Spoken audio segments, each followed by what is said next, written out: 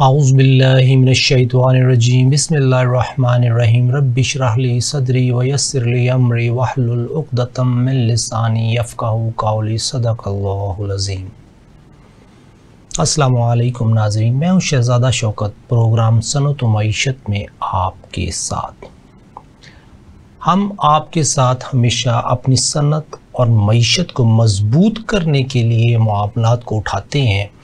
आपके साथ कोई ना कोई ऐसी इन्वेस्टिगेशन डिस्कस करते हैं जिसके तहत हमारी आवाम को, हम सब को ये समझ आ जाए कि हमें मसला क्या दरकार है, हमारी इकॉनमी को मर्ज़ क्या है, हमारी इकॉनमी को जो मर्ज़ है वो ठीक कैसे हो सकता है। जब मर्ज़ की तशख़ीस हो जाए, उसकी शनाख्त हो जाए तो हमारे लिए उसका इलाज करना आसान है। इसीलिए आज एक छोटे से प्रोग्राम में एक क्वेश्चन मुझसे किया गया कि आप हमें ये बताएं शहज़ाद साहब कि हमारे 10 बड़े इकनॉमिक इश्यूज़ क्या हैं, 10 बड़े मुआशी मसले क्या हैं। मैंने कहा जी सबसे बड़ा मसला इस इकॉनमी का वो है फाइनेंस डिपार्टमेंट से रिलेटेड, जिसमें कि हाई इन्फ्लेशन, जिसे उर्दू में अफरात ज़र कहते हैं, पंजाबी में, उर्दू में तसलीस, उर्दू में सलीस, उर्दू में ये कहते हैं कीमतें बढ़ते रहना। अगर आप याद करें नाजरीन कि वही गंदम जो हमें 8 रुपये मन मिलती थी, आज उसका क्या रेट है। वही चावल जो 1 रुपये के हिसाब से मिलता था, आज उसका क्या रेट चल रहा है। पाकिस्तानियों को कमाना रुपयों में पड़ता है, लेकिन उसको खर्च करना डॉलर में पड़ता है, क्योंकि जितनी कॉस्ट ऑफ लिविंग है वो सारी की सारी डॉलर के इक्विवेलेंट है। अगर आज मैंने गंदम ख़रीदनी है तो पाकिस्तानी है, अगर इंपोर्टेड है तो डॉलर में है। अगर बिजली ख़रीदनी है तो डॉलर के इक्विवेलेंट है, ऑयल ख़रीदना है तो डॉलर के इक्विवेलेंट है, अगर मैंने किसी एयरलाइन में सफ़र करना है तो डॉलर के इक्विवेलेंट है, अगर मैंने ट्रांसपोर्ट में सफ़र करना है तो डॉलर के इक्विवेलेंट है, लेकिन जब कमाना है तो रुपयों में। अब ये है फाइनेंस का मसला। फाइनेंस डिपार्टमेंट में हमने अगर कैशियर बिठा दिया है तो वो फाइनेंस का डिसीजन नहीं ले सकता। इसी तरह जिस तरह एक हॉस्पिटल में, एक सर्जिकल डिपार्टमेंट में, ऑपरेशन थिएटर में सर्जन की बजाय डिस्पेंसर बिठा दिया जाए तो वो ऑपरेशन नहीं कर सकता। मैं खुद चार्टर्ड अकाउंटेंट हूँ, अकाउंटिंग पढ़ी है, फाइनेंस पढ़ा है। अगर आप मुझे टिपिकल कैशियर बना देंगे तो मैं कैशियर नहीं बन पाऊंगा, क्योंकि मुझे काउंटिंग करते करते कैशियर ही की सिचुएशन में मैं उसमें गलतियां ब्लंडर कर जाऊंगा। अगर आप, मेरा एक्सपोजर नहीं है टैक्स डिपार्टमेंट का, आप मुझे टैक्स डिपार्टमेंट का हेड लगा देंगे तो मैं वो डिसीजन नहीं ले सकूंगा जो टैक्स एक्सपर्ट ले सकता है। इसी तरीके से जो फाइनेंस डिपार्टमेंट है, अगर उसमें हम कैशियर बिठा देंगे तो फाइनेंशियल मैनेजमेंट नहीं होगी। कैशियर का काम है मुंशीपन। मुंशीपन क्या है कि जी जो दिया रिकॉर्ड कर लो, जो लिया रिकॉर्ड कर लो। लेने और देने की रिकॉर्डिंग और है, लेकिन फाइनेंस ये है कि लेना क्यों है, लेना कितना है, और देना क्यों है, देना कितना है, और इसकी पूरी निगोशिएशन, इस लेन देन में जो फाइनेंशियल है, कब लेना है, किस वक्त देना है, किस वक्त नहीं लेना, किस वक्त नहीं देना, ये तमाम मैनेजमेंट फाइनेंशियल डिसीजंस हैं। ये वो फैसले हैं जो फाइनेंस डिपार्टमेंट के हैं, ये कारोबारी फैसले हैं। ये एक कारोबारी फाइनेंशियल एक्सपर्ट ले सकता है, लेकिन एक कैशियर अकाउंटेंट नहीं ले सकता। अकाउंटेंट को जब भी ज़रूरत पड़ेगी कि उसको पैसे चाहिए, उसने जाना है मार्केटिंग, सेल्स और फाइनेंस डिपार्टमेंट के पास कि मुझे अगले महीने जो पेमेंट करनी है उसके लिए पैसे चाहिए, रुपए चाहिए, डॉलर चाहिए। अकाउंटेंट क्रिएट नहीं करता मनी, जनरेट नहीं करता प्रॉफिट, रिकॉर्ड करता है। लेकिन इसी तरह एक बैंकर क्रिएट नहीं करता मनी, वो रिकॉर्ड करता है, क्लाइंट्स के लिए पैसे रिसीव करेगा और उसको वापस देगा।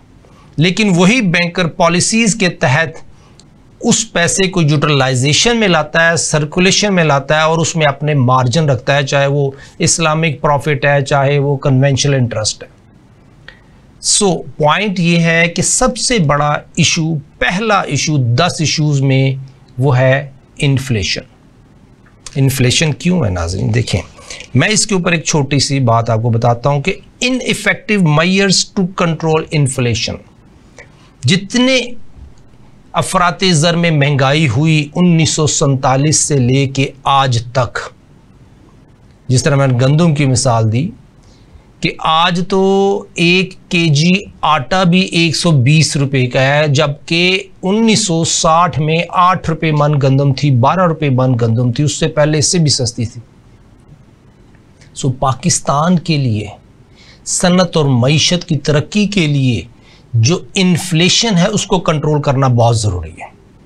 सो हमें क्या एक्सपोज करना है यहाँ पे कि क्या फाइनेंस डिपार्टमेंट अपना जो उसका रोल है वो कंप्लीट और सही ईमानदारी से अदा कर रहा है।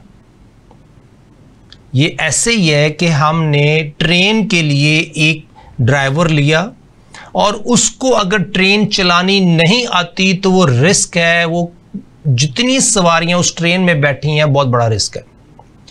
दूसरी मिसाल देता हूं कि अगर एक पायलट जिसको के जहाज चलाना नहीं आता और वो पायलट की सर्टिफिकेशन के लेके जहाज चलाने के लिए बैठ जाता है, तो उसने जो जहाज चलाना है वो जहाज कोलेट्रल है, वो भी रिस्क में है। जो उसके अंदर 220 बंदे बैठे हैं या 450 बंदे बैठे हैं, उनकी जिंदगियां भी खतरे में हैं और वो जहाज अगर खुदा ना खासा आबादी पे गिरा तो वो भी खतरे में। सो पायलट को जहाज चलाना आना चाहिए तो उसका नाम पायलट है। इसी तरीके से अगर फाइनेंस मिनिस्ट्री में बैठे हुए ब्यूरोक्रेट्स, उनको अगर फाइनेंस मिनिस्ट्री और फाइनेंशियल मशीनरी चलानी आती है तो वो फाइनेंस के एक्सपर्ट्स हैं। क्या 1955 से लेके आज तक फाइनेंस डिपार्टमेंट की मशीनरी में एक्सपर्ट लोग आए? ये नाज़रीन आपका काम है, देखिए इंटरनेट पे जाएं और देखें कि क्या इसके ऊपर कोई पॉलिटिकल पार्टी इस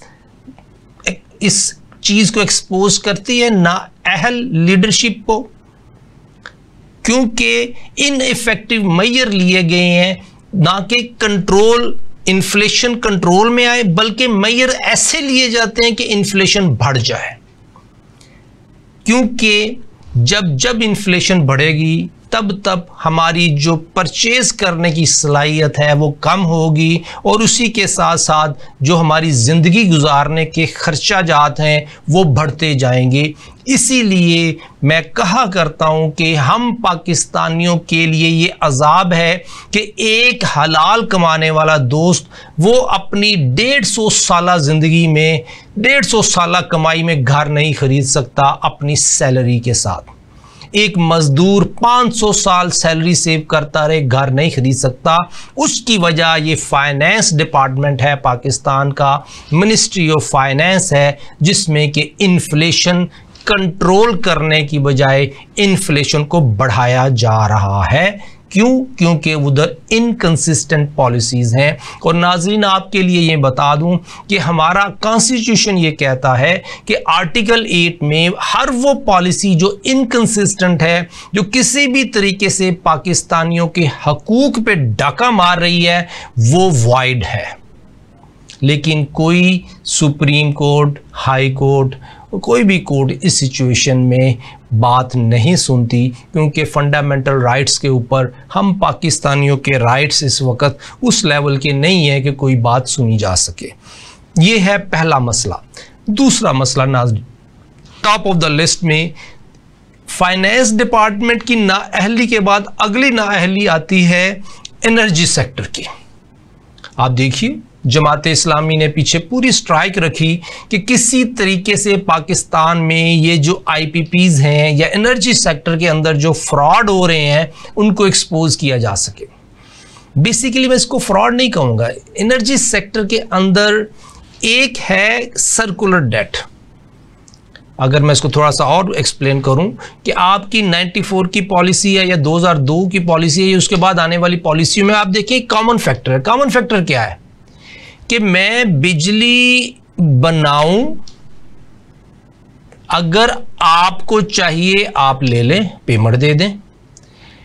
आपको बिजली नहीं चाहिए, मैं ना भी बनाऊं, मुझे पेमेंट दे दें। इसका मतलब यह है कि मैं इन्वेस्टमेंट करके बैठ गया हूं, इन टर्म्स ऑफ डॉलर के थ्रू मैंने इन्वेस्टमेंट की पावर सेक्टर में। उसमें मेरे दो पोर्शन थे, एक मैंने अपनी जेब से पैसा डाला, एक मैंने बैंकों से लोन लिया। जो मैंने जेब से पैसा डाला उसको कहते हैं इक्विटी। इस इक्विटी के ऊपर मुझे 17% IRR चाहिए। इसका मतलब 17% फिक्स्ड हो गया, परमानेंट हो गया पहले ही दिन।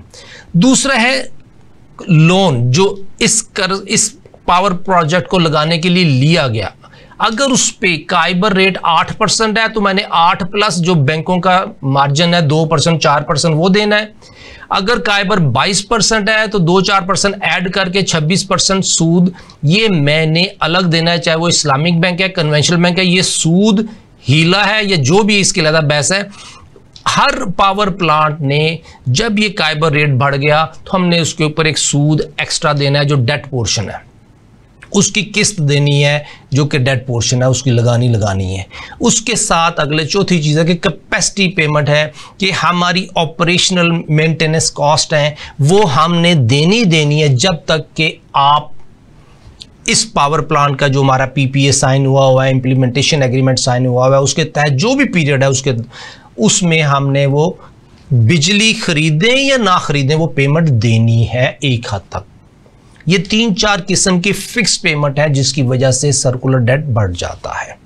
अब इसकी टेक्निकल डिस्कशन तो इंशाल्लाह अलग करेंगे, लेकिन पॉइंट मैं ये कह रहा हूं कि जो दूसरा बड़ा हमारा मसला है वो एनर्जी क्राइसिस में, एनर्जी सेक्टर में वो पॉलिसी जिसके अंदर फ्लॉ है। दूसरा उसके अंदर जो हमारे ब्यूरोक्रेट्स बैठे हुए हैं, जिस तरह मिनिस्ट्री ऑफ फाइनेंस में बैठे हुए हैं, इस तरह मिनिस्ट्री ऑफ एनर्जी में बैठे हुए हैं, वो जो रिलेटेड डिपार्टमेंट हैं, जो उनके हेड्स हैं, जो उनके नीचे स्टाफ काम कर रहा है, उनका काम था वो देखते कि किस प्रोजेक्ट की कितनी कॉस्ट है और किस प्रोजेक्ट के ऊपर कितनी इक्विटी इनफेक्ट है और कितना डेट है और उसकी टेक्निकल और जो फाइनेंशियल फिजिबिलिटी है उसके अंदर क्या फ्लॉज हैं। अगर हम बताएं आपको कि आम है किसी भी पूरी दुनिया में जब भी हमने मॉर्गेज लेनी है तो हम क्या करते हैं कि घर की प्राइस को इन्फ्लेट कर देते हैं। इंग्लैंड में रहा हूँ, USA की मिसाल देता हूँ या यूरोप की मिसाल देता हूँ। अगर मैंने एक घर मॉर्गेज पे लेना है, उस घर की कीमत है $5 लाख और मुझे इक्विटी चाहिए $1 लाख, तो मैं अपने सेलर से ये कहूँगा देखो मैंने अपना घर $5 लाख तुम्हें देने हैं, ये मेरी जिम्मेदारी, लेकिन मेरे साथ कॉन्ट्रैक्ट ये करो, इसको इस तरीके से वैल्यू को इन्फ्लेट करो इस घर की वैल्यूएशन कंपनी के साथ मिलके कि ये $6 लाख का हो। अगर $6 लाख का घर और $1 लाख उसमें इक्विटी बिल्ट इन कर दी जाए तो क्या होगा, वो जो सेलर है घर का उसको तो $5 लाख मिल गया, मुझे बैंक से घर लोन मॉर्गेज में मिल गया, $5 लाख मेरे पे कर्ज हो गया। अब मैं क्या करूंगा इस सिचुएशन में कि मैं $5 लाख कर्ज की जो किस्तें हैं वो देता जाऊंगा और एंड ऑफ द डे वो घर मेरे नाम हो जाएगा। इसी तरह पावर प्लांट में ही कि अगर वो पावर प्लांट $5 लाख का था और मैंने $6 लाख का टेक्निकल और फाइनेंशियल फिजिबिलिटी में शो कर दिया, तो इसका मतलब ये हुआ नाजरीन कि वो जो $1 लाख एक्स्ट्रा है उसके ऊपर 17% मुझे मुफ्त में मिलेगा जिसकी मैंने इन्वेस्टमेंट ही नहीं की। और जो डेट होना चाहिए था $4 लाख वो $5 लाख डेट हुआ, तो मैंने $5 लाख पे पेमेंट शुरू कर दी। तो इनफैक्ट हुआ क्या कि कॉस्ट ऑफ इलेक्ट्रिसिटी उस टेक्निकल और फाइनेंशियल फिजिबिलिटी में फ्रॉड कह दें इसको, और फोरेंसिक ऑडिट में आ जाएगा कि हमारे जो सरकारी मुलाजमीन थे उन्होंने उस चीज को कंसिडर नहीं किया और एक्सेप्ट करते हुए चीज़ों को जल्दी से जल्दी अवॉइड कर दिया, उसका ये नुकसान है हम पाकिस्तानियों को। वो जो $1 लाख पे 17% दे रहे हैं वो भी हम एक्स्ट्रा दे रहे हैं, और जो $4 लाख लोन पे हमने सूद देना था अब हम $5 लाख पे लोन पे सूद दे रहे हैं। तो अल्टीमेटली बिजली की कॉस्ट बढ़ गई। सो चार्ज शीट कहां आती है? वो तमाम डिपार्टमेंट्स के हेड्स, वो तमाम डिपार्टमेंट के नीचे जो उनके सपोर्ट सर्विस में ब्यूरोक्रेट्स हैं या प्रोफेशनल हैं या एनर्जी एक्सपर्ट्स हैं सो कॉल्ड, जो पिछले 20 सालों से इस सेक्टर में एंगेज हैं, खास तौर पे 2002 की पॉलिसी के बाद और 2013 से लेके ऑनवर्ड जो हमारे प्रोजेक्ट लगे हैं उसमें भी खास तौर पे आप देखिए कि उसमें अगर ये फोरेंसिक ऑडिट में आता है तो ये बहुत बड़ा एक चैलेंज होगा हमारे ऑडिटर्स के लिए कि इसको अगर वो एक्सपोज कर देते हैं तो हम पाकिस्तानियों को बिलियंस एंड बिलियंस का फायदा होगा। क्यों? क्योंकि हम पाकिस्तानियों ने 45,000 मेगावाट तक इंस्टॉल कैपेसिटी पहुंच गई। अगर इन तमाम पावर प्लांट का फोरेंसिक ऑडिट किया जाए तो हम इस पॉइंट में पहुंच सकते हैं कि इस पॉइंट से जो एक्स्ट्रा इक्विटी या फेक इक्विटी डाली गई या वो डेट जो फेक इन्फ्लेट किया गया, इन दोनों के पोर्शन में जो अमाउंट बनती है वो कितनी है। दूसरा बड़ा जो इकोनॉमिक इशू हमने डिस्कस किया वो एनर्जी सेक्टर था कि inadequate energy policies and infrastructure leading to frequent power shortages. So इस वजह से इंडस्ट्रियल ग्रोथ भी नहीं होती है और इकोनॉमिक स्टेबिलिटी आ जाती है। नाज़रीन, तीसरा पॉइंट है trade deficit.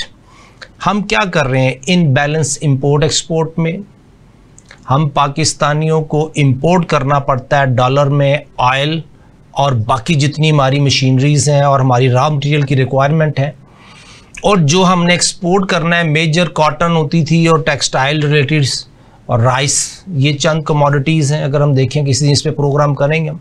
So trade related जो हमारी डेफिसिट है वो इसलिए है कि हम जो लोकल इंडस्ट्रियलाइजेशन है, जो लोकल सनत है, उसको हम तरक्की नहीं दे रहे, उसको हम प्रमोट नहीं कर रहे। हमारी जो फाइनेंस डिपार्टमेंट की पॉलिसीज़ हैं वो लोकल इंडस्ट्रियलाइजेशन को तरजीह नहीं देती।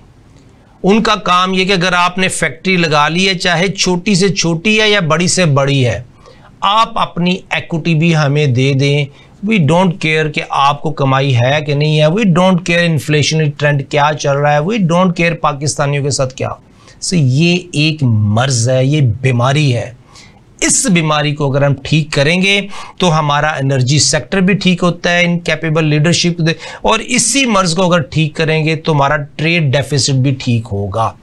ऊपर की दो बीमारियां जिसमें कि फाइनेंस डिपार्टमेंट और एनर्जी सेक्टर है, फाइनेंस सेक्टर और एनर्जी सेक्टर, दोनों सेक्टर की जो दो बीमारियां उसकी वजह से हमारा ट्रेड इम्बैलेंस है।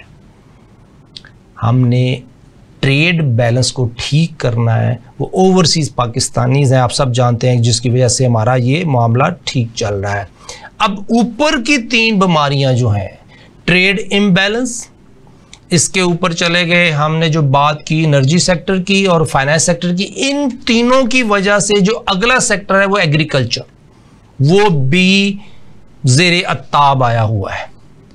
एग्रीकल्चर पॉलिसीज ऐसी रखी जाती हैं कि किसान को कोई पता नहीं है जो उसने फसल लगाई है उससे उसको नुकसान होना है कि उसको मार पड़नी है कि प्रॉफिट होना है। मैं खुद आई विटनेस हूं कुछ ऐसे किसानों का जिन्होंने अपनी लगी हुई गंदम मवेशियों को खिला दी थी और ये कहते हुए कि मवेशियों का जो चारा है वो महंगा है, गंदम मार्केट में सस्ती है और गवर्नमेंट सो रही है। इसीलिए क्राइसिस आते हैं जब किसान को ये पता चलता है, किसान को ये पता चल जाए कि आगे लॉस है, किसान गंदम नहीं लगाता, उसके बाद सोई हुई हुकूमत उठती है कि गंदम शॉर्टेज है, बाहर से इंपोर्ट करते हैं और इंपोर्ट में फिर वही करप्शन है, जो भी कह लें उसमें जो मामलात हैं, लेकिन डॉलर टर्म में पाकिस्तानियों को खरीदनी पड़ती है। नाजरीन, एक ब्रेक का वक्त हुआ है, ब्रेक के बाद दोबारा यहीं से बात करते हैं। वेलकम बैक नाजरीन, शहजादा शौकत प्रोग्राम सनत व मईशत में आपके साथ। एग्रीकल्चर पॉलिसीज़ इनकंसिस्टेंट हैं। ये नहीं देखा जाता कि इसकी वजह से फार्मर को, किसान को नुकसान हो रहा है। ये नहीं देखा जाता कि इसकी वजह से जो इंटरमीडिएट्स ट्रेडर हैं और फार्मर उसके दरमियान कोई इम्बैलेंस है। ये नहीं देखा जाता कि सूद 25 से 30% और किसान के लिए, अगर बैंक तो देते नहीं है नॉर्मली, और किसान के लिए जहाँ से उसको लोन उठाना पड़ता है सूद पे, वो हाई इंटरेस्ट रेट हैं, वो 70-80% तक चला जाता है। उसको कितना नुकसान है, कितना फ़ायदा है, और वो कहाँ खड़ा है और किधर खड़ा होगा, उसकी वजह से इकॉनमी में क्या इम्पैक्ट आता है। ये ऊपर के जो 4 डिपार्टमेंट थे जिसमें एनर्जी, फाइनेंस, ट्रेड सेक्टर, उसकी वजह से एग्रीकल्चर सेक्टर भी हमें नुकसान पहुंचाता है, इकॉनमी को नुकसान पहुंचाता है। इसके बाद नाज़रीन अगला है मैन्युफैक्चरिंग। आप देख लीजिए, जब प्रॉपरली एग्रीकल्चर प्रोड्यूस नहीं होगी, रॉ मटेरियल प्रॉपरली नहीं है, एक ऐसी कॉस्ट पे नहीं है जो अफोर्डेबल हो, मैन्युफैक्चरिंग काम नहीं कर सकती। जब ट्रेड इम्बैलेंस चल रहा है, इंपोर्ट महंगी है, रॉ मटेरियल महंगा है, मैन्युफैक्चरिंग सनत हमेशा वो डैमेज ही होगी, वो ख़राब ही होगी। इससे ऊपर चले जाएं, अगर बिजली की कीमत बढ़ी हुई है तो कभी भी नहीं हो सकता कि हम इंटरनेशनल मार्केट में compete कर सकें। ये पॉसिबल नहीं है कि हम पाकिस्तानी लोकल मैन्युफैक्चर करके इंटरनेशनली इंपोर्ट्स को compete कर सकें। उसके लिए हाई ड्यूटीज़ लगा दी जाती हैं, लेकिन फिर भी अगर आप दुनिया में देखें कि वही गाड़ी इंडिया में क्या रेट रखती है, वही गाड़ी चाइना में क्या रेट रखती है, वही गाड़ी जापान में क्या रेट रखती है और पाकिस्तानी रुपीज़ में कितने की मिलती है। अगर इसको मिसाल दे दें कि एक गाड़ी, एक लेबर, पाकिस्तानी मज़दूर गाड़ी कितने सालों की सैलरी सेव करके लेगा और वही एक मज़दूर इंग्लैंड में कितने महीनों की सैलरी सेव करके गाड़ी ले सकता है। वेरी सिंपल, आप डिवाइड कीजिए उसको। एक आम सी गाड़ी 25-30 लाख रुपए में पुरानी मिलती है, छोटी नहीं मिलती है। 30 लाख रुपए और मिनिमम सैलरी 30,000 रुपए पर मंथ, और दूसरी तरफ कंपैरिजन कर लीजिए। सो इसका मतलब ये हुआ कि हमारी सनत तरक्की नहीं कर सकती। जो ऊपर की 4-5 प्रॉब्लम है, उससे अगली प्रॉब्लम है नाजरीन, वो है सर्विसेज। अब अल्हम्दुलिल्लाह आईटी सेक्टर में हमारी तरक्की हो रही है। जो हमने तरक्की करनी थी 2004, 5, 6, 7, 8, 9, 10 में, उस इरा में जो तरक्की आईटी ने करनी चाहिए थी, उस वक़्त हमारी हुकूमत सो रही थी। लेकिन इस वक्त हमारी यंग पौध आईटी में काम कर रही है टू सर्वाइव। तो और दूसरी तरफ जो हमारी टूरिज़्म है उसमें अच्छा खासा डिक्लाइन है, क्योंकि दहशत गर्दी की वजह से और भी मामलात हैं जिसमें सिक्योरिटी रीजंस हैं और प्रॉपर इंफ्रास्ट्रक्चर अवेलेबल नहीं है ट्रांसपोर्टेशन का फॉर देम। उसकी वजह से हमारे टूरिज़्म और जो हमारे टूरिस्ट स्पॉट्स हैं उसमें भी जो उस लेवल की अपग्रेडेशन नहीं है जो होनी चाहिए। सो ऊपर चूँकि इनकैपेबल लीडरशिप हर जगह बैठी हुई है, वो जो डिसीजन करती है, जो फैसले करती है, उसकी वजह से पाकिस्तान की इकॉनमी वो नुकसान में जा रही होती है। हमें एक्सपोज करना है इस चीज़ को कि पाकिस्तान ने अगर तरक्की करनी है तो वो लोग जो कि, एक मैं सवाल किया करता हूँ हमेशा अपने दोस्तों से कि एक नाअहल आदमी को सीट पे बिठाना ज्यादा फायदेमंद है कि एक करप्ट आदमी को सीट पे बिठाना? इसमें इसका जवाब मैंने नहीं दिया, एक मीडिया चैनल के ऑनर ने दिया था कि जी जो करप्ट आदमी मेरी सीट पे बैठा हुआ है और मुझे भी कमा के दे रहा है, खुद भी करप्शन करके कमा रहा है, मुझे वो एक्सेप्टेबल है क्योंकि वो मेरी पूरी एम्पायर को चला रहा है। और मेरी एम्पायर चलाते हुए अगर वो करप्शन करके कमीशन भी खा रहा है, आई डोंट केयर। ये मैंने नहीं जवाब दिया, ये एक मीडिया चैनल के ऑनर का जवाब था। मेरा भी यही जवाब है कि जो नाअहल आदमी है उसको तो पता ही नहीं वो क्या डिसाइन करके दे देगा, उसका क्या खमियाजा हम पाकिस्तानियों को और आने वाले वक्त में हमारी नस्लों को भुगतना है, उसको अंदाजा ही नहीं है। लेकिन करप्ट आदमी को ये पता है कि मैंने कमाना है और उसी वक्त कमा सकता हूं जब इधर भी कोई कमाई होगी। जब इस इकोनॉमी में, कंपनी में कोई कमाई होगी तो मेरी करप्शन सरवाइव करेगी। अगर मैं कमाई कंपनी के लिए नहीं करूंगा तो मेरी करप्शन ज्यादा देर नहीं चल सकती। ये है फैक्ट नाजरीन कि अगर हमने सर्विसेज अच्छी देनी है तो हम सरवाइव करते हैं। अगला सेक्टर है जिसकी वजह से हमारी इकोनॉमिक मसाइल हैं, वो है हेल्थ केयर। हम पाकिस्तानियों को कितना बजट मिलता है हेल्थ के लिए? अगर आप फाइनेंस डिपार्टमेंट का सूद का बजट देखें वो 10,000 अरब के करीब है, और अगर आप हेल्थ बजट देखें तो वो 1% ऑफ टोटल एक्सपेंसेस भी नहीं है। हेल्थ, एजुकेशन और इकोनॉमिक को मिला भी दें तो फिर भी ये बहुत एक नॉमिनल अमाउंट है कि हेल्थ केयर और एजुकेशन सेक्टर में हम पाकिस्तानियों को इसलिए तरक्की नहीं की दी जाती कि ये एक कैपिटलिस्ट मार्केट बन जाए। गवर्नमेंट के हॉस्पिटल थे वो प्राइवेटाइज मैनेजमेंट में चले गए, और वहाँ पे जहाँ पे 2016, 17, 18 में दवाइयाँ मुफ्त मिला करती थीं, वो जब पीटीआई का दौर आया तो वहाँ पे दवाइयाँ मिलनी बंद हो गई, और उसके बाद एक कार्ड सिस्टम ज़रूर आया फॉर फ्यू मंथ्स। लेकिन पाकिस्तानियों को हेल्थ फैसिलिटीज़ प्रॉपर तमाम पाकिस्तानियों को मिलनी चाहिए, ये हक है हमारा। इसी तरीके से एजुकेशन का हक है हम पाकिस्तानियों का कि कॉमन सिस्टम हो, कॉमन जस्टिस सिस्टम हो, कॉमन एजुकेशन सिस्टम हो, जिसके तहत हम पाकिस्तानियों को ये अफोर्डेबल कॉस्ट पे या नॉमिनल कॉस्ट पे एजुकेशन मिलनी चाहिए। लेकिन अभी हमने क्या देखा कि गवर्नमेंट ऑफ पंजाब ने भी खबरों में आ रहा था कि जी 26 या 46 के करीब कॉलेजेस बंद कर दिए, यूनिवर्सिटियों को हम प्राइवेट मैनेजमेंट को देने जा रहे हैं, इस तरह की रूमर्स आ रही हैं।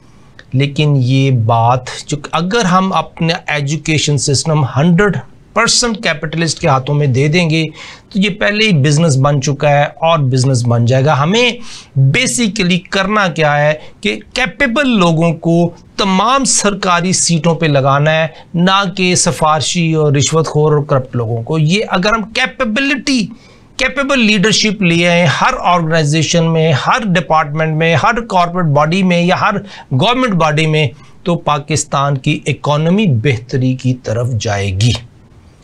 अब मैं इससे अगली ट्रांसपोर्टेशन, नाज़रीन मैं क्या बताऊं, एक बड़ी दर्दअंगेज कहानी है कि एक ब्यूरोक्रेट से बात हुई जो सेक्रेटरी थे प्रोविंशियल डिपार्टमेंट के, बहुत एक ऊंचे डिपार्टमेंट के।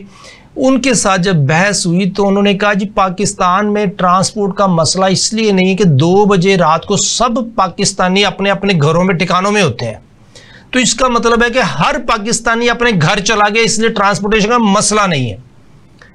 नाज़रीन ये है सोच उस बंदे की जिसने मुझे खुद कहा कि I am government of Pakistan, मैं गवर्नमेंट ऑफ पाकिस्तान हूं, और वो एक सरकारी मुलाजिम था और उसका एटीट्यूड था गवर्नमेंट ऑफ पाकिस्तान का। और वो गवर्नमेंट ऑफ पाकिस्तान साहब ये कह रहे थे कि पूरे के पूरे पाकिस्तानी रात के 2 बजे घर चले जाते हैं, इसलिए ट्रांसपोर्ट का मसला नहीं। आप देखिए सुबह 8 बजे, 7:30 बजे बच्चों ने स्कूल कॉलेजेस जाते वक्त ट्रांसपोर्टेशन का क्या मसला है। एक पॉलिसी दे दी जाए तो ट्रांसपोर्टेशन का मसला हल होता है। एक गाड़ी में एक बच्चा सुबह स्कूल के लिए निकलता है। अगर एक पॉलिसी गवर्नमेंट दे दे, प्रोविंशियल गवर्नमेंट दे दे कि हर स्कूल ने अपनी ट्रांसपोर्टेशन खुद रखनी है, तो एक बस या एक वैगन निकलेगी और ये 20 गाड़ियां बाहर सड़क पे नहीं आएंगी। ट्रांसपोर्टेशन का मसला काफ़ी हद तक हल हो जाएगा। और दूसरी तरफ यूनिवर्सिटीज़ की जो बसेज हैं, कॉलेजेस की बस, उनका मसला हल करने के लिए जो ये ट्रांसपोर्टेशन सिस्टम है, ऑरेंज ट्रेन और बाकी, इसको अगर फैसिलिटेट इस तरीके से किया जाए कि जो ये सड़कों पे चिंची और रिक्शा पूरी ट्रैफिक को मिसमैनेज कर रहे होते हैं, जिसकी वजह से कॉस्ट ऑफ ट्रांसपोर्टेशन बढ़ रही होती है, लेकिन गवर्नमेंट को इसकी परवाह नहीं, हमारे सरकारी इदारों को इसकी परवाह नहीं। उसकी वजह क्या है कि पॉलिसी नहीं। एक पॉलिसी दे दें, ट्रांसपोर्टेशन का मसला हल होता है, ट्रांसपोर्टेशन का मसला हल हो जाए, इवन ये पैसेंजर ट्रांसपोर्ट के अलावा गुड्स ट्रांसपोर्ट का, तो पाकिस्तानियों की तरक्की की राह खुल जाएगी। ये ट्रांसपोर्टेशन के अलावा जो टेक्नोलॉजिकल हमारे मसले मसाइल हैं कि लो टेक्नोलॉजिकल डेवलपमेंट हम एक्सेप्ट नहीं करते, इंटरनेशनल टेक्नोलॉजिकल डेवलपमेंट जो हो रही हैं। दूसरी तरफ हमारी जो रिसर्च डिपार्टमेंट है वो उस लेवल के नहीं है कि हम चाइना, जापान और अमेरिका को बीट कर सकें टेक्नोलॉजी में। तो हमें टेक्नोलॉजी इंपोर्ट करनी पड़ती है for any reason, for any cost. So हम पाकिस्तानियों को ये 10 बड़े इश्यूज़ हैं जिसके ऊपर आज हमने प्रोग्राम में बात की कि ये 10 इकोनॉमिक मसाइल अगर हल होते हैं, इसके अंदर अगर जो मशीनरी काम कर रही है वो काम करने वाले अगर एक्सपोज हो जाएं कि वो अहल हैं कि नहीं हैं। अगर वो अहल हैं तो हम कैसे प्रूव कर सकते हैं वो अहल हैं। अगर वो ना अहल हैं तो हम कोर्ट में जाके प्रूव कर सकते हैं कि वो ना अहल हैं। क्यों? कि पाकिस्तान और पाकिस्तानियों के पास नाजरीन जो नहीं है वो है टाइम।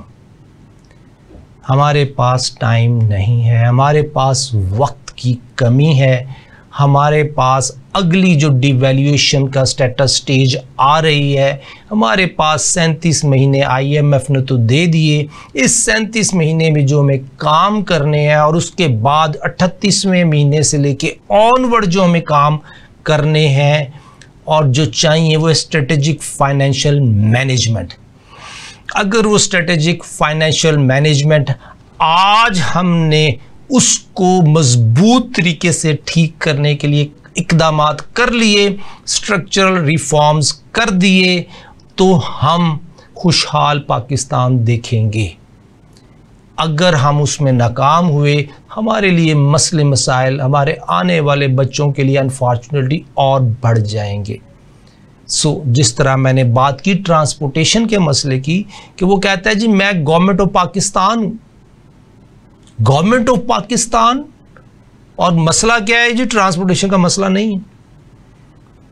हम पाकिस्तानियों को तमाम मामलात में जो मिनिस्ट्री ऑफ फाइनेंस है उसके अंदर अगर पॉलिसीज़ ठीक करते हैं तो हमारे तमाम मामला ठीक होते हैं। पाकिस्तान को खुशहाल करना है तो हमें अपनी पॉलिसीज़ कंप्लीट करनी है और जो पॉलिसी मेकर हैं उनकी जहन साजी करनी है कि वो जो पॉलिसी बना रहे हैं इंटेंशनली और अनइंटेंशनली क्या उस पॉलिसी का फ़ायदा पाकिस्तान को और पाकिस्तानियों को है। अगर उसका फ़ायदा पाकिस्तान और पाकिस्तानियों को है तो वो फ़ायदा डिस्कस किया जाए, अगर नुकसान है तो वो भी डिस्कस किया जाए। इसराइल की पॉलिसी क्या थी नाजरीन? कि उन्होंने कहा जी पॉलिसी के अंदर 100% सक्सेस रेट नज़र आ रहा है कि जी ये पॉलिसी सक्सेस देगी, कामयाबी देगी। फिर भी पॉलिसी मेकिंग डिपार्टमेंट में एक 10वां मैन होगा, एक 10th मैन होगा, उसका काम है पॉलिसी को क्रिटिसाइज करना। उसका काम है इस तरीके से क्रिटिसाइज करना कि इस पॉलिसी का कोई एडवर्स आउटकम तो नहीं। लेकिन हम पाकिस्तानियों पे जो पॉलिसीज इंपोज की जाती हैं उनका एडवर्स आउटकम जो सरकारी मुलाजिम बता दे उसको फायर कर दिया जाता है, टर्मिनेट कर दिया जाता है और उसको डिपार्टमेंट से अलग कर दिया जाए, रिजाइन ले लिया जाता है, क्योंकि उसने एडवर्स पॉलिसी के एडवर्सरीज के ऊपर डिस्कशन की है। चूंकि हुकूमत वक्त को वो पॉलिसी एक्सेप्टेबल नहीं है तो उसको फारिग कर दिया जाता है। इस तरीके से पाकिस्तान नहीं चलेगा। इस्लामी जमहूरिया पाकिस्तान की तरक्की के लिए हमें कंसिस्टेंट पॉलिसीज़ लानी होंगी, स्ट्रक्चरल रिफॉर्म्स लाने होंगे जिसके तहत पाकिस्तान और पाकिस्तानी ऑपरेट करें तो हम पाकिस्तान तरक्की की राह पर जाएंगे। औरंगज़ेब साहब दिन रात मेहनत कर रहे हैं, फाइनेंस मिनिस्टर साहब शहबाज शरीफ साहब दिन रात मेहनत कर रहे हैं, उनका चेहरा बताता है कि मैं मेहनत कर रहा हूं। ये मेहनत रायगा ना चली जाए उसके लिए स्ट्रक्चरल रिफॉर्म्स पे काम किया जाए। जिस तरह कॉन्स्टिट्यूशन में आपने अमेंडमेंट की, अभी आपने एक स्ट्रक्चरल रिफॉर्म लाए, कॉन्स्टिट्यूशन में अमेंडमेंट कर दी, इसका मतलब है you have power to amend constitution. तो आपके पास पावर है कि आप इनकंसिस्टेंट फाइनेंशियल और एनर्जी पॉलिसीज इससे भी जान छुड़ा लें। वो जिसने आईपीपी लगाया उसका उतना कसूर नहीं, जिसने अप्रूवल दी इनकंसिस्टेंट पॉलिसीज के ऊपर उसका भी उतना कसूर है। कुरान मजीद में अल्लाह ताला फरमाते हैं जो सूद ले रहा है, जो दे रहा है, वो भी उतना ही गुनहगार है जितना लिखने वाला, रिकॉर्ड करने वाला, विटनेस करने वाला, वकील, कॉर्पोरेट लॉ, वो तमाम लोग उतने ही गुनहगार हैं जितना कि सूद लेने और देने वाला। इसी तरह जो इनकंसिस्टेंट पॉलिसी पाकिस्तानियों पे इंपोज कर दी गई, उसमें जिसने पॉलिसी बनाई या जिसने इम्प्लीमेंटेशन में ऐसे लकूने रखे कि वो जो पॉलिसी का क्रक्स था कि हमने क्या अचीव करना है, लेकिन जब इम्प्लीमेंटेशन हुई उसके अंदर ऐसे फ्लॉ रखे गए, या इम्प्लीमेंटेशन के बाद जब एग्जीक्यूशन हुई उसके अंदर ऐसी सिचुएशन क्रिएट कर दी गई जिसकी वजह से एक्स्ट्रा इक्विटी रिटर्न जा रहा है, जिसकी वजह से एक्स्ट्रा इंटरेस्ट डेट पे जा रहा है, जिसकी वजह से एक्स्ट्रा कैपेसिटी पेमेंट हो रही है, जिसकी वजह से एक्स्ट्रा मेंटेनेंस कॉस्ट पे की जा रही है, जिसकी वजह से एक्स्ट्रा ऑयल पेमेंट की जा रही है। फोरेंसिक ऑडिट होगा तो एनर्जी सेक्टर भी एक्सपोज हो जाएगा, फाइनेंशियल सेक्टर भी एक्सपोज हो जाएगा। अगर ये दो सेक्टर ठीक हो गए तो बाकी तमाम सेक्टर ठीक होना शुरू हो जाएंगे। नाज़रीन, 10 तबाहकुन मसाइल जो मुआशी मसाइल थे वो हमने डिस्कस किए। आज सिंपल अल्फाज में कोशिश की कि हम ये 10 मसले आपसे डिस्कस कर लें। पाकिस्तान में मरना मुश्किल है, मुआशी मौत बहुत मुश्किल है। अगर हम मौजूदा पॉलिसियों के तहत मर जाएं तो ये बहुत मुश्किल है। क्यों? It is very very difficult to live if we wish to earn हलाल। हमने हलाल कमाना है, हलाल कमाई करने के लिए हमें बहुत मेहनत करनी पड़ती है क्योंकि हमारी पॉलिसीज़ हमें मुसलमान जीने नहीं देती। नाज़रीन, 10 मुआशी मसाइल के ऊपर डिस्कशन हमने की और मैंने 2023 में चीफ़ जस्टिस जो रिटायर हो गए कासी फाइज़ ईसा साहब को ख़त लिखा था कि हम क्रंच से क्रैश की तरफ जा रहे हैं, अगर स्ट्रक्चरल रिफॉर्म ना हुए तो बड़े मसले मसाइल होंगे। उनसे रिक्वेस्ट की थी कि ये लेटर है, मेरी एप्लीकेशन है, इसको एक्सेप्ट कर लें, और एप्लीकेशन तो एक्सेप्ट नहीं हुई, लेकिन मैं उसकी चीदा पॉइंट हमेशा डिस्कस किया करता हूँ कि जो फाइनेंस डिपार्टमेंट है उसने पीटीआई के दौर में एक काम किया जिसके तहत स्टेट बैंक ऑफ पाकिस्तान को ऑटोनोमस करके सेपरेट कर दिया।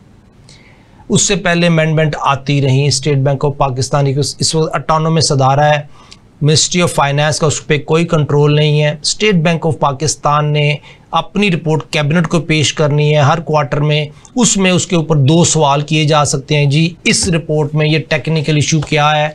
और मैं आई एम श्योर कि जो हमारे पास कैबिनेट में दोस्त बैठे हुए हैं, शायद किसी ने वो पूरी रिपोर्ट पढ़ी हो क्वार्टरली, क्योंकि वो 150-200 पेजेस की वो रिपोर्ट होती है, शायद पढ़ी हो।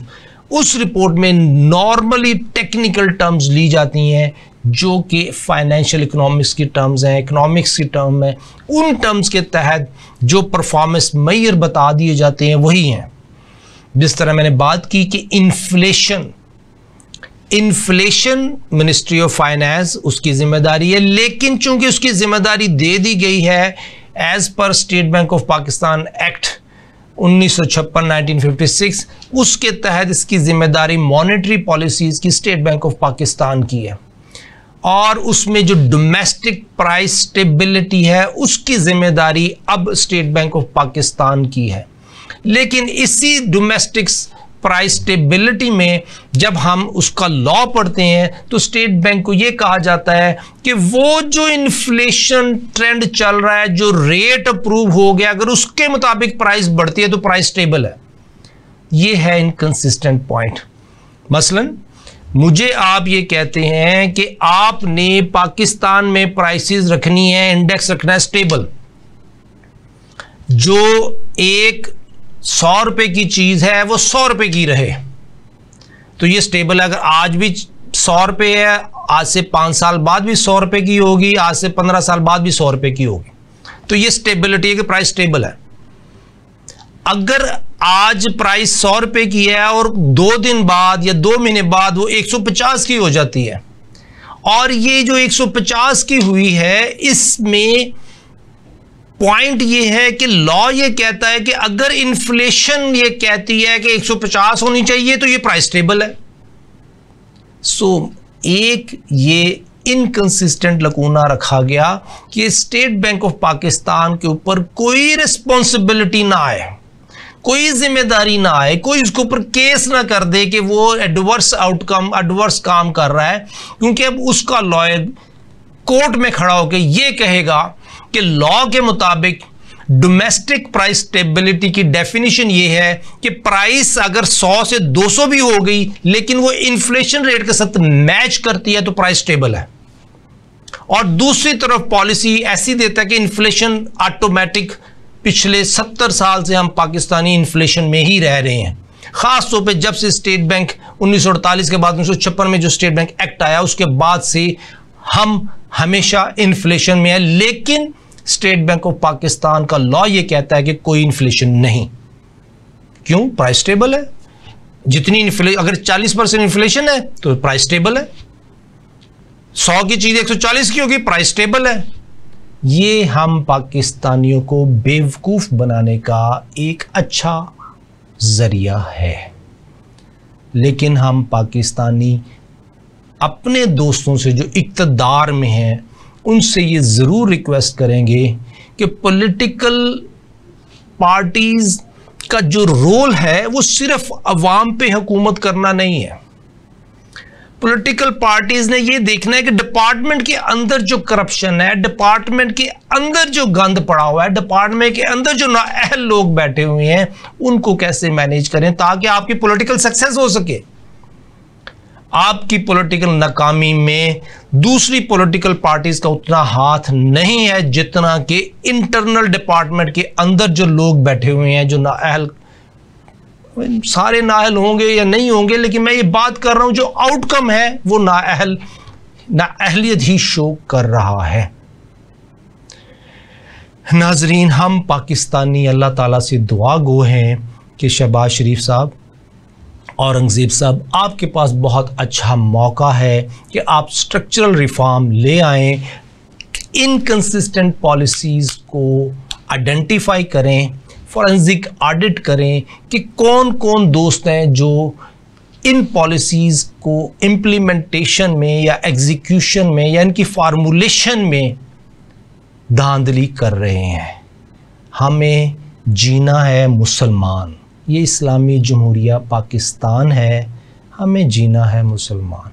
हमें मुसलमान जीने के लिए वो पॉलिसीज़ दे दें जो हमें चाहिए, जिसके तहत हम काम करें और पाकिस्तान की मईशत को मजबूत करें। बहुत शुक्रिया, इजाज़त दीजिए, अल्लाह हाफ़िज़।